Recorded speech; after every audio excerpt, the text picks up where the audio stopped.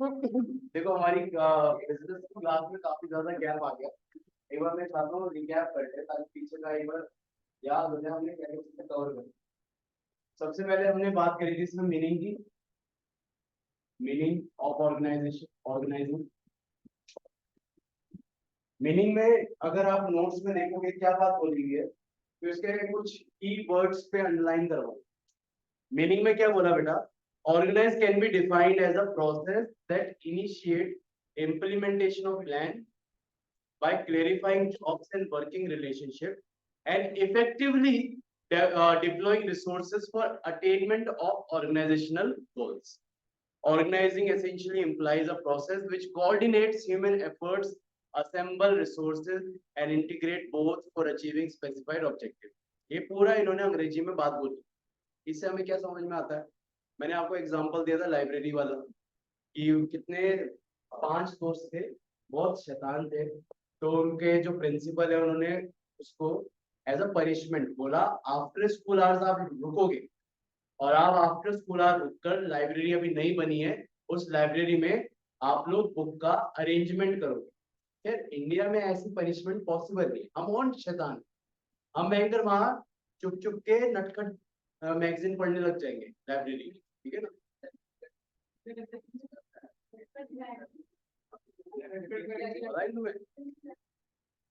नटखट मैगजीन आती है अरे कुछ अब डिस्कस नहीं करेंगे ऐसा। नेशनल ज्योग्राफिक की मैगजीन रहती है, बहुत कुछ लिखा रहता है उसमें। अब पॉइंट ये ऐसी सजा है ना, ऐसे फॉरेन अगर तुमने वेब शोज वगैरह देखे रहे होंगे उसमें मिलती है कि इनको ने डिटेंशन किया है। क्या करेंगे डिटेंशन में? ऐसी क्लास में बैठे रहेंगे, एक्स्ट्रा क्लास मिलेगी, ये इनकी सजा है। सोचो बाहर की कंट्री में उनकी सजा रहती है कि इन बच्चों को एक्स्ट्रा क्लास पढ़नी पड़ेगी टीचर से, या फिर इनको स्कूल का कोई काम करना पड़ेगा, वो उनकी सजा रहती है। ऐसी यहाँ पे सजा दी कि आप सबको लाइब्रेरी में किताबों को अरेंज करना है। बट प्रॉब्लम ये है, जब तक इसमें इन्होंने बात क्या बताई, जब तक क्लैरिफाई नहीं रहेगा, एक इन्होंने वर्ड यूज करा क्लैरिफाइंग जॉब्स, जब तक आप इनके बीच में टास्क क्लैरिफाई नहीं करोगे ना, चलो किताबें सजानी है।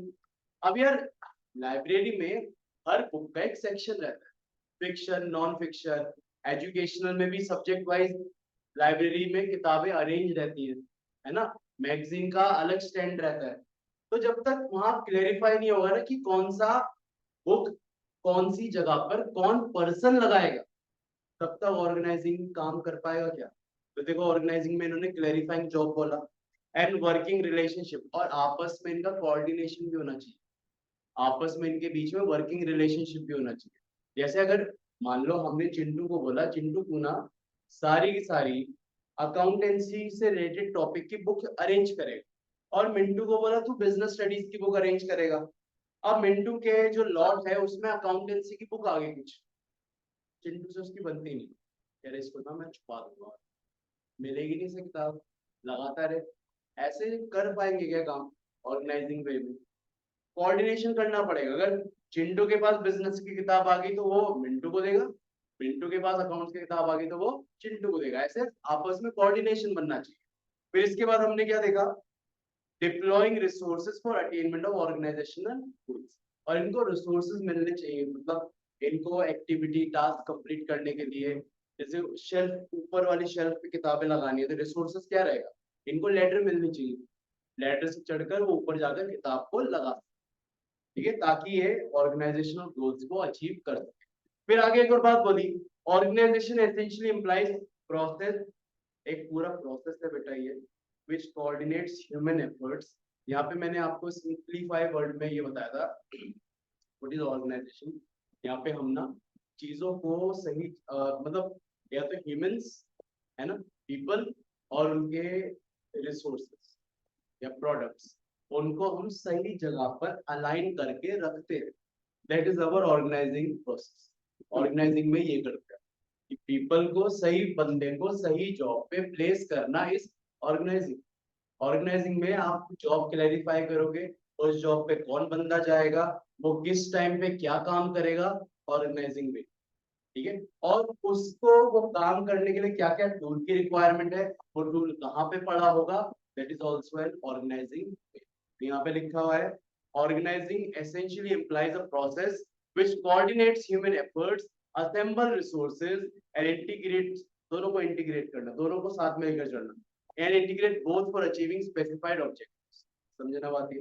अब ये पूरा हिंदी को सिंपल भाषा में लिखना, दो तीन कीवर्ड्स हैं कि बिजनेस में कितना लिखा है, मीनिंग में हम इस चीज पे निकल सकते हैं कि हाँ मैन एंड मटेरियल को ऑर्गेनाइज वे में रखा जाता है। मैन और किसको, मटेरियल ऑर्गेनाइज्ड वे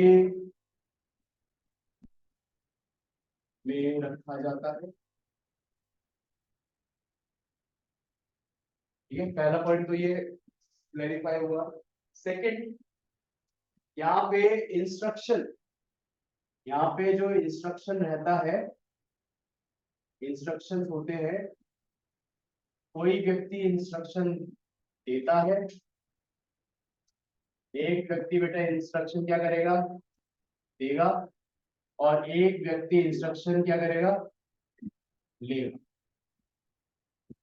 ठीक है, मतलब आपके ऊपर एक हेड रहता है जो आपको बताएगा क्या काम करना है, और उसके नीचे जो सबऑर्डिनेट्स रहते हैं वो उस इंस्ट्रक्शन को सुनते हैं और तरीके से काम करते हैं। ठीक है ना। फिर हायरार्की, इसमें आपकी हायरार्की, हायरार्की वेल डिफाइंड रहती है। ठीक है, ऑर्गेनाइजिंग में आपकी जो हायरार्की रहती है वो वेल डिफाइंड, वेल डिफाइंड का मतलब पहले से डिसाइडेड रहती है, पहले से डिसाइड रहती है। आप ये बना भी सकते हो, जैसे एक रहता है जनरल मैनेजर, कौन रहता है, जनरल मैनेजर, जनरल मैनेजर के नीचे रहता है प्रोजेक्ट मैनेजर। हाँ, मान लो project manager one, project manager two. अब प्रोजेक्ट मैनेजर के नीचे एम्प्लॉयज काम करते हैं, एम्प्लॉयज, एम्प्लॉयज, एम्प्लॉयज, बहुत सारे। इसके नीचे भी बेटा एम्प्लॉयज काम करेंगे, है ना, एम्प्लॉय, एम्प्लॉय, मान लो employee number one, employee number two, employee number three, employee number four, ऐसा हमने टीम बना। ये पूरा जो स्ट्रक्चर है ना, ये जो पूरा स्ट्रक्चर है ना, इस पूरे स्ट्रक्चर को पता है क्या बोलते हैं, ऑर्गेनाइजेशन, ऑर्गेनाइजेशनल स्ट्रक्चर, क्या बोलते हैं इसे, ऑर्गेनाइजेशनल स्ट्रक्चर। ऐसे ना, ऐसे आप डायग्राम वगैरह बनाकर जरूर आना जब भी आपको ऑर्गेनाइजिंग मीनिंग वगैरह पूछे, इस तरीके से डिफाइन कर।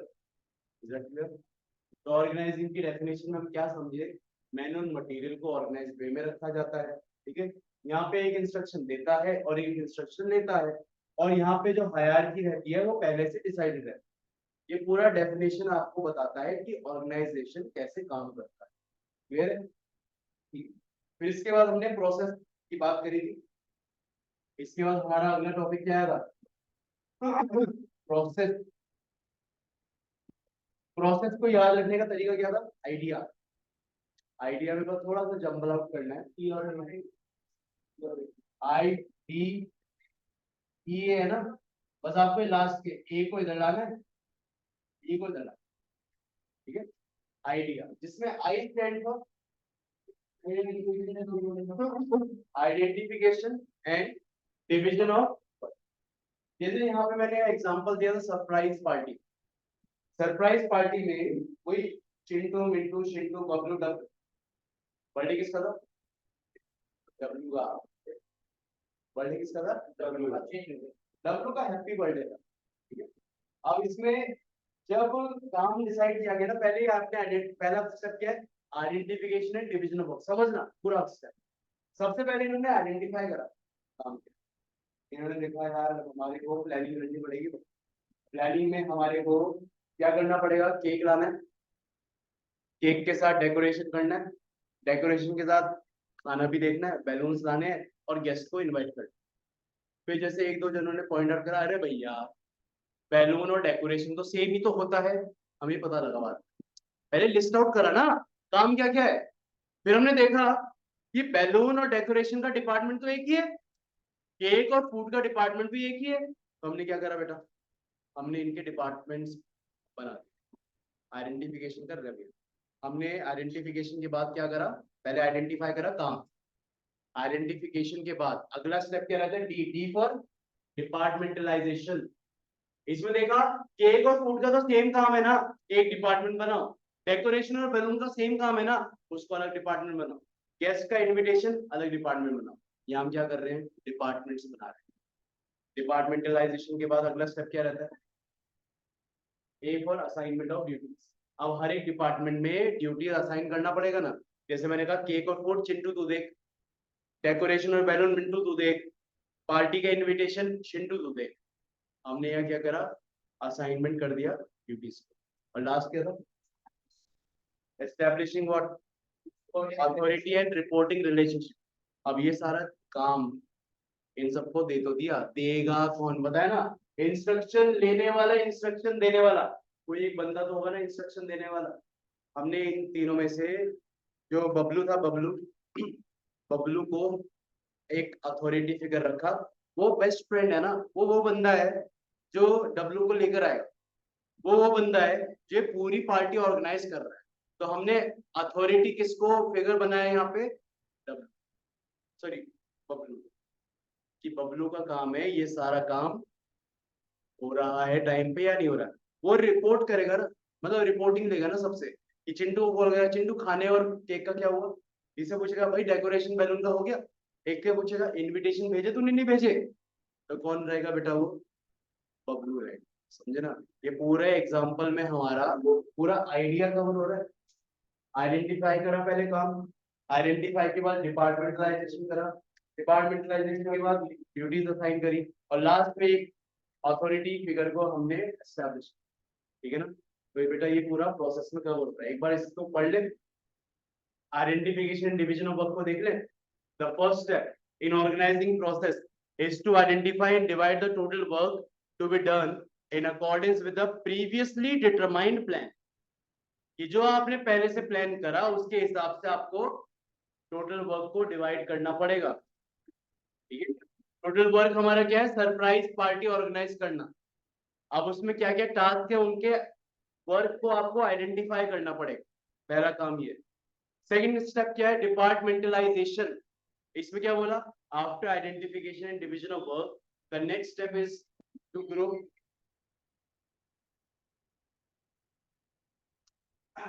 the next step the next step is to group related and similar jobs under one department। बेटा पीछे बात है कि सिमिलर जॉब को एक आपने डिपार्टमेंट बना दिया, फूड और केक का एक, बैलून और डेकोरेशन का एक, ठीक है। नेक्स्ट था असाइनमेंट ऑफ ड्यूटीज। अब वो डिपार्टमेंट में आपने ड्यूटीज को असाइन करा, लास्ट में क्या था, एस्टेब्लिशमेंट ऑफ रिपोर्टिंग रिलेशनशिप। एक बंदे को रखा जो रिपोर्टिंग करेगा, जिसको सब लोग बात बताएंगे, जो बंदा सबको इंस्ट्रक्शन दे, ले लेना बात ये। नेक्स्ट हमने क्या देखा था, इंपॉर्टेंस। इंपॉर्टेंस में याद रखने की निंजा टेक्निक क्या थी,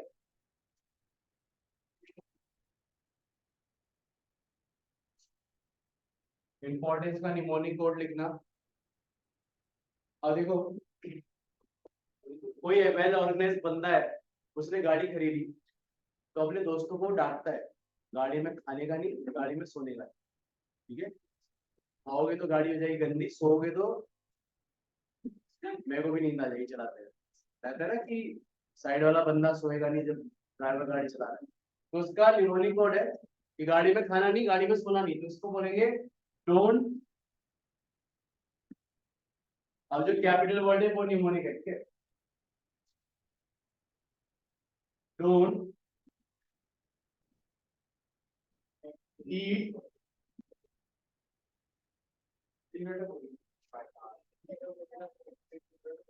एंड स्लीप।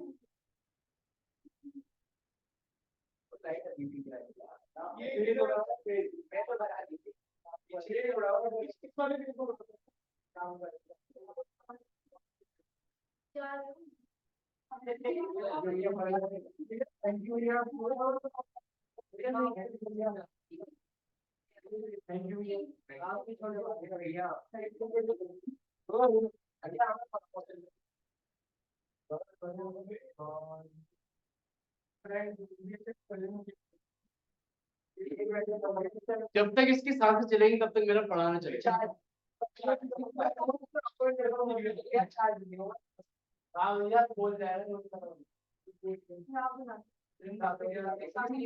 बैटरी खराब हो जाएगी, ये लिखो अपने यहाँ लिखो।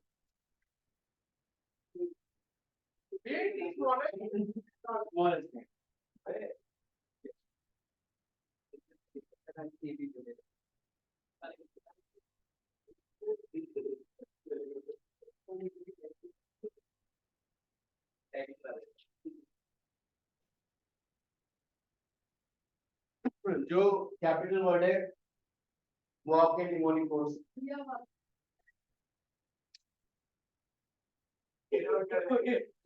नहीं।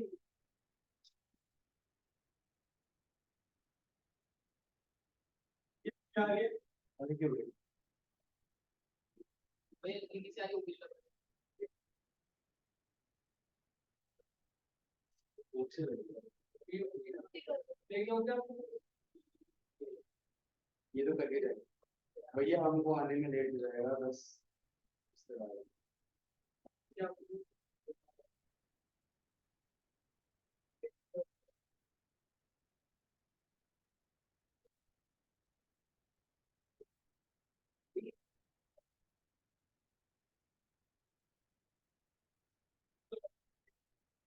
इसमें डी को एस्टैब्लिश करो। डी से मतलब क्या होगा, डेवलपमेंट ऑफ पर्सनल। उसके आगे ना डी लिखो। डी का मतलब हो गया डेवलपमेंट ऑफ पर्सनल।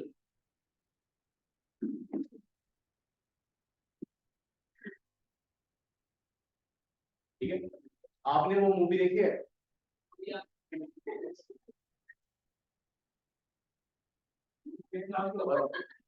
शराब खेलते हो ऐसे रहता हूँ। मूवी है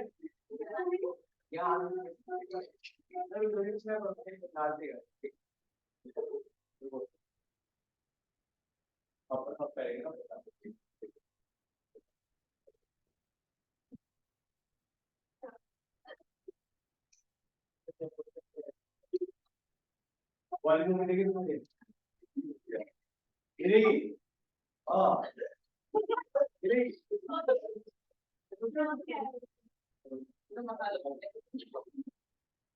नहीं देखी तुमने? कौन सी मसाज होती है? ये कह रहा है आज पट्टे चक लेड़ दे। अच्छा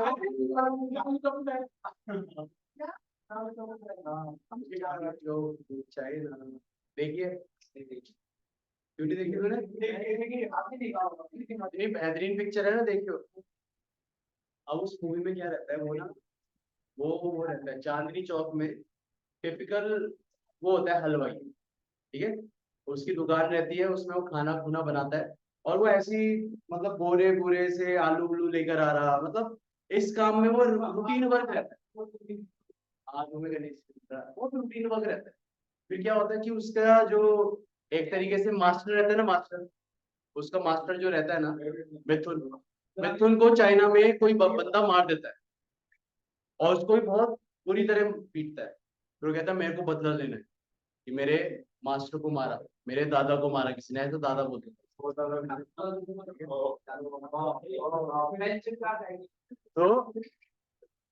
तो जो उसका गुरु रहता है ना, गुरु, वो रहता है उसका दीपिका पादुकोण का बाप रहता है। चिंकी रहता है, चाइनीज चिंकी नहीं बोलते, चिंकी नहीं बोलते थे। वो चाइनीज रहता है, उसे वो ट्रेन करता है पूरा, ठीक है।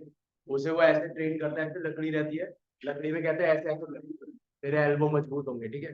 फिर उसे सफाई करवा रहा है, कभी ये करवा रहा है। कहते गुरु जी ये क्या क्या करवा रहे हो काम, मेरे को लड़ना सिखाओ, लड़ना।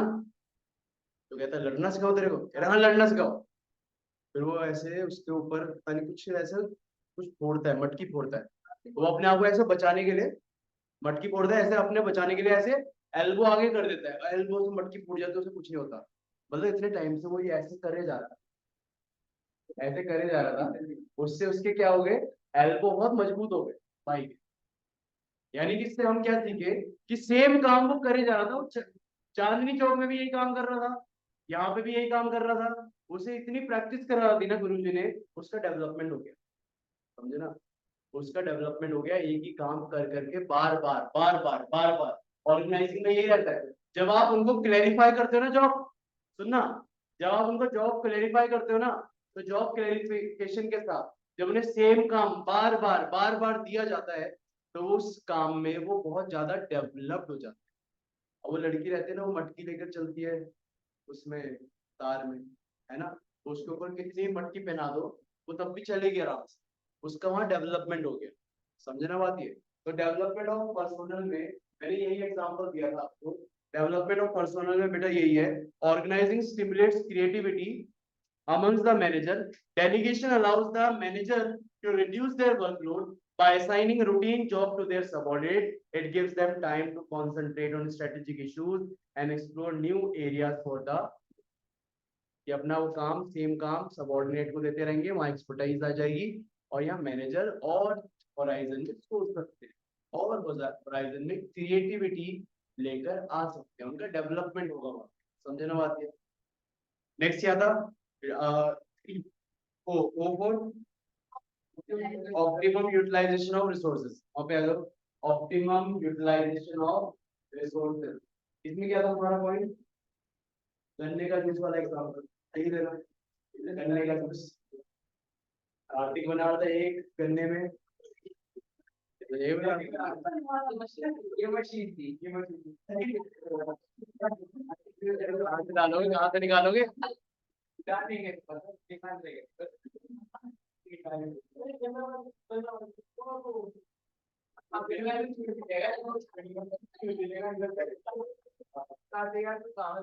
क्या हो गया यार, क्या है, क्या करते हैं एग्जाम, इसमें था गन्ने का जूस, अरे हाँ ठीक है।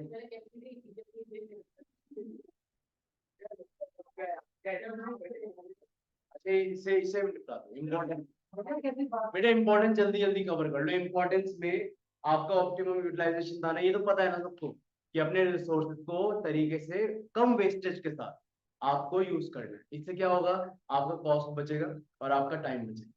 टाइम और कॉस्ट बचा पा रहे हो ना, यहाँ पे क्या हो रहा है आपका ऑप्टिमम यूटिलाइजेशन ऑफ रिसोर्सेज। जल्दी से कवर करते हैं, ठीक है। इसके बाद ई से क्या था हमारा, इफेक्टिव एडमिनिस्ट्रेशन, जल्दी कवर करते हैं।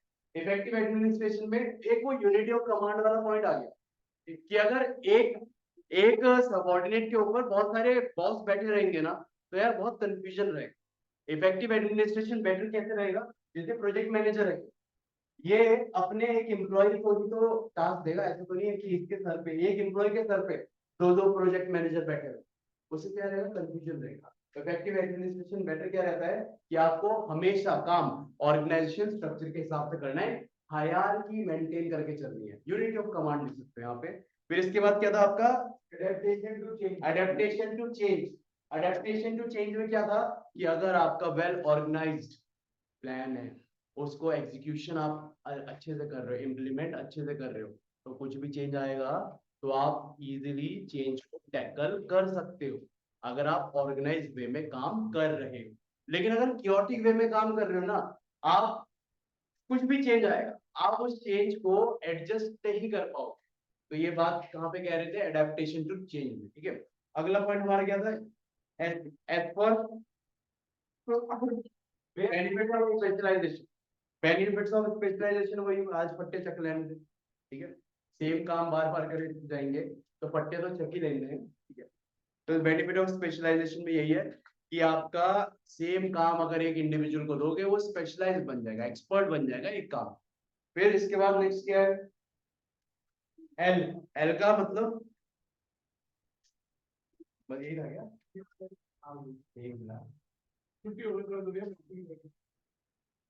Development of expansion and growth हो गया था, नहीं ये रह गया, एक हमारा रह गया एक्सपेंशन एंड ग्रोथ। ये सेकंड भी रह गया, अरे यार ये एल ना छोटा है। भैया आपने ना 10 करवाए और ये 7 पहुंचता है। हाँ ये एल ना जब भी दो और दो कम करो। बस यही है बच्चे, ये कार भी छोटा ही है। Don't sleep in car. ई का मतलब हो गया आपका expansion and growth. Last point ये एक्सपेंशन एंड ग्रोथ में क्या है आपका कि जब स्पेशलाइजेशन रहेगा, ऑर्गेनाइज्ड वे में काम रहेगा, आप ऑप्टिमम यूटिलाइजेशन करोगे रिसोर्सेज का, कॉस्ट बचाओगे, टाइम बचाओगे, प्रॉफिट मैक्सिमाइज रहेगा। प्रॉफिट मैक्सिमाइज रहेगा तो एक्सपेंशन भी तो इजीली हो सकता है ना।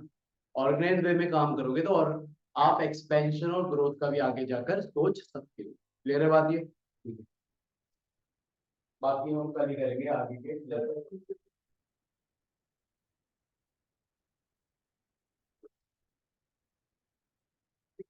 कितनी गर्मी हो गई। नहीं कब आएगा फिर हमारा?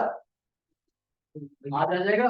मेरे को बता दियो क्योंकि अगर नहीं आया ये इन्वर्टर तो गया हमारा। लिखना लिखा दिए ये बात नहीं एक भैया भैया नहीं चल रहा पॉइंट चल रहा है भैया भैया वैसे आज काम तो बता दो सुनो हमारे चल रहे हैं तो थोड़ा टाइम देख लो क्या चल रहा है स्कूल में। भैया अगर पीटीएम हमारा ठीक है मेरे को होगी परसों। अच्छा इतनी सुबह ना करो लेकिन थोड़ा लेट कर दो। ये नहीं सुबह ही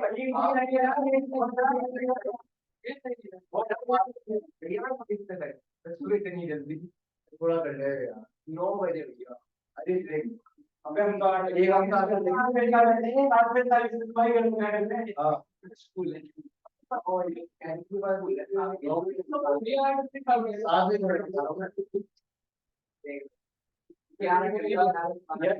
बहुत जल्दी भी गर्मी है अभी देख लेना। अभी टाइम क्या हो रहा है? 9:45 हो रहे हैं। 9:45 जल्दी भी गर्मी है। मेरे को देख मिनट कितनी गीली होगी। वीडियो रात में करो क्या? मैं तो कभी भी आ जाऊंगा बेटा।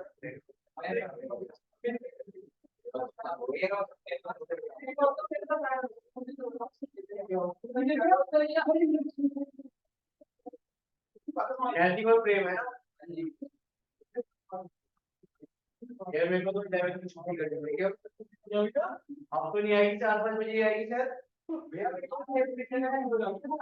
मैं ऐसी कोई ड्राइवर एक बात